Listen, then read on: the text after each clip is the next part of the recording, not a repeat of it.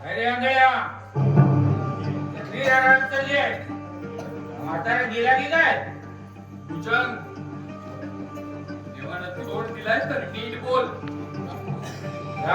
खेळा जिवंत असेल तर तिला सांग भुजंगराव पाटील आलाय म्हणून.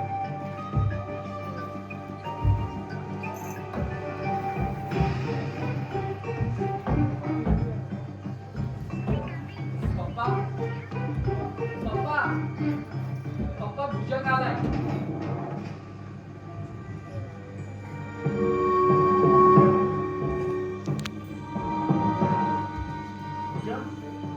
तुझ्या पैशाची सोय. पप्पाजी आज पैसे मागायला नाही आलो. मला खात्री आहे खुशी लागेल पण तुमच्यासाठी देवाचं कुणाचं देणं बाकी ठेवणार नाही. त्या दिवशी मी जे बोललो ते विसरून द्या तुम्ही. अरे तू बोलतोयस. माणसाच्या जन्माला येऊन आपण माणसाप्रमाणे वागलो नाही तर चार पायाच्या जनावरात आणि आपल्यासारख्या माणसात फरकतो का पप्पाजी. माणुसकीची एक नवी वाट म्हणण्याचा मी प्रयत्न करणार आहे. माझ्या प्रयत्नाला यश आलं तर तुमच्या अंगावर असलेल्या कर्जावर मी खुशीनं पाणी सोडायला तयार आहे. तुझ्या बोलण्याचा अर्थ कळला नाही मला. काय बोलायचं आहे ते स्पष्ट बोल. तुम्हाला माहितच आहे पप्पाजी या गावात आमच्या घराण्याचं वर्चस्व आहे. चार गडी माणसं रात्रंदिवस राबते, लक्ष्मी पाणी भरते. अशा घराची स्वरी जोडायला खरं तर हसतमुखाला कुणीही पुढे येईल. पण यावेळी तुमच्या घरंदाजपणाचा विचार करू तुमच्या घराण्याची स्वरी जोडण्याचा मायेचं नातं जोडण्याचा माझा निर्धार आहे. मी सुरेखा संबंधाने बोलतोय हे तुमच्या लक्षात आलं नसेल. पण कसं शक्य आहे. मुलगा तो कुठला काय करतो. माझं तर लग्न झालंय.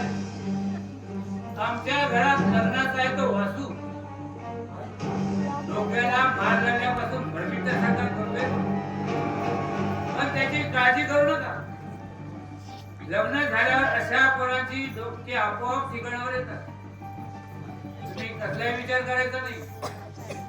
तुमचा होकार असेल तर दोन्ही बाजूचा खर्च मीच करेन. मोठ्या थाटामाटात करून सुरेखाच्या आयुष्याचं सोनं होईल आणि त्याचबरोबर या घराण्याचं 18 विश्व दारिद्र्य नष्ट होईल.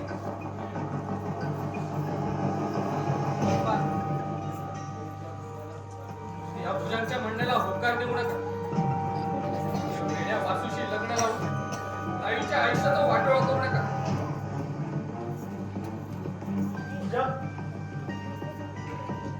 लग्न हे पवित्र बंधन आहे. तो जीवाची जन्मगाठ बांधून साता जन्माचं नातं जोडण्याचा तो एक मंगल क्षण आहे. पैशाच्या लोभानं माझ्या पोरीच्या आयुष्याचा सौदा करायचा नाही आहे मला. तिच्या जन्माचा जोडीदार ते आपल्या मताने मिळते. गावातल्या इतर पोरी सगळ्या सोयऱ्या पोरी आणि सुरेखात फरक आहे.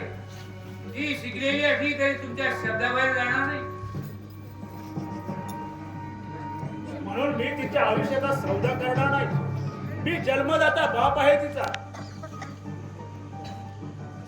काही गतीने निर्णय न घेता सावकाश विचार करून उत्तर द्या. पुन्हा दरिद्री माणसाच्या हाती मुलीला देऊन जन्माभर दारिद्र्याचे सटके सहन करण्यापेक्षा ती श्रीमंता घरची सुनावी असं वाटत नाही तुम्हाला. सुखाची शिदोरी ज्याच्या त्याच्या नशिबाच्या गाठोड्यात असते आणि ज्याला त्याला ती न मागता मिळते. तुला स्वामिनीच्या कृपे. विचार करा बाबाजी. ही सोरी जमली तर सुरेखाच्या सुखाबरोबर तुमची लाख मुलाची अब्रू वाचेल. तेव्हा तुमचं उत्तर पप्पांना न जमणार उत्तर मी देतोय. वासूसारख्या वेड्याशी लग्न करून द्यायला ती काय लोळी पांगली नाही, ती आता उघड्यावर पडलेली नाही. श्रेया, अरे आज ती उड्यावर पडली नसेल, पण माझ्या कर्जाची परतफेड झाली नाही तर तिच्यासह तुम्हा सगळ्यांना उड्यावर पडावं लागेल. हे राहतं घर माझ्या स्वाधीन करून रस्त्यावर चूल मांडावे लागेल. तुझ्यासारख्या आंधळ्याला रस्त्यावर भीक मारून पोट भरणं सोपं आहे रे. पण सुरेखा सारख्या तरुण मुलीला अब्रू सांभाळणं कठीण जाईल.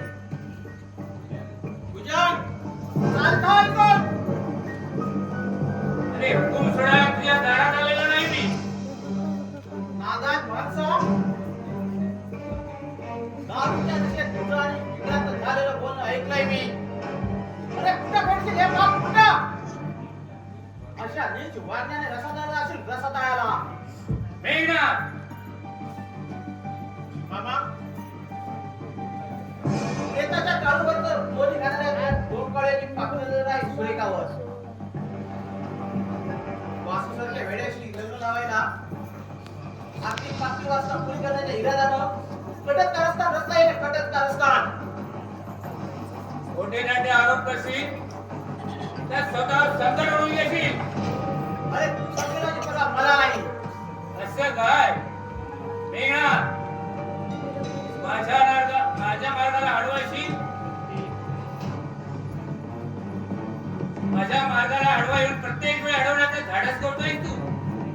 पप्पाजी, वाटलं होतं मी सुचवलेल्या मार्गाने वाटचाल करून कर्जातून मुक्त आहात तुम्ही, पण दारिद्र्यात कुदत राहण्याची सवय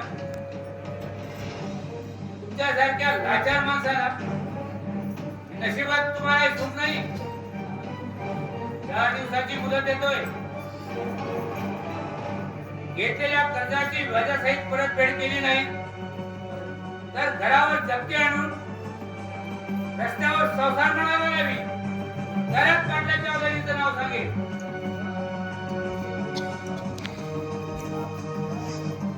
अरे काय रमेशकर सावकार गुजरात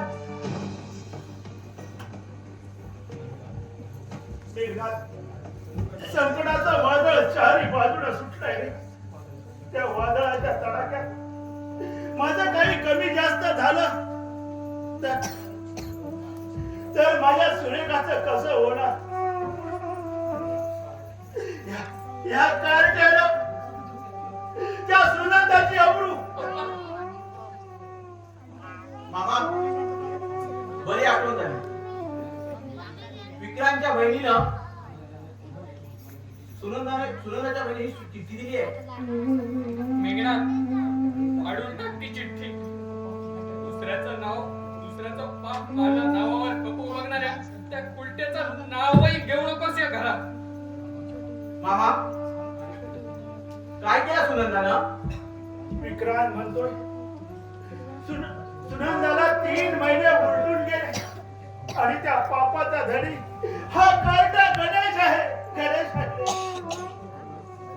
पण तो कबूलच होत नाही. मामा तुमचा कुणाचा विश्वास नसला तरी माझा विश्वास आहे गणेशवर. त्याच्या हातून असलं कृत्य घडणार नाही. हे पत्र दिलंय सुनंदानं, वाचून तर बघा ना. त्या संबंधात तर काही नसेल ना? तूच वाच, मला काही सुचत नाही. हा कोड खड असता तर लग्नही लावून दिलं असतं, पण लग्न लावून देऊन तिला आयुष्यावर पोसायचं कुणी? मी वाचतो पत्र. वाच. तीर्थरूप पप्पाजींना शिरसाष्टांग नमस्कार. खरं तर तुम्हाला प्रत्यक्ष भेटायची इच्छा होती, पण विक्रांत दादानं मला घराबाहेर पडायची बंदी केली म्हणून हे पत्र देत आहे. गणेशवर मी मनापासून प्रेम करते. हे विक्रांत दादाला कळल्यापासून तो माझ्या लग्नाच्या खटपटीला लागला आहे. कोळंबाच्या जाधवाचं एक स्थळ आलं होतं, पण मीच गणेशच्या बाळाची आई होणार आहे असं खोटं सांगून वेळ निभावून नेली. गैरसमज करून घेऊ नये. पप्पाजी, आमचं दोघांचं एकमेकावर प्रेम बसलं तरी धर्मानं आखून दिलेली लक्ष्मण रेषा आम्ही ओलांडलेली नाही. पप्पा, माझ्या दादावर नाही पण तुमच्यावर माझा विश्वास आहे. यातून तुम्हीच मार्ग काढा. गणेशला मी मनानं वरलं आहे. दुर्दैवानं गणेशवर आज असा प्रसंग ओढवला असला तरी मी लोकांची मोलमजुरी करून गणेशचा संसार सजवीन. मी जन्मभर त्याला साथ देईन. गणेश विजयचा दुसऱ्या मुलाशी लग्न करण्याऐवजी मी माझ्या जीवनाचा शेवट करून घेईन. आपली सुनंदा.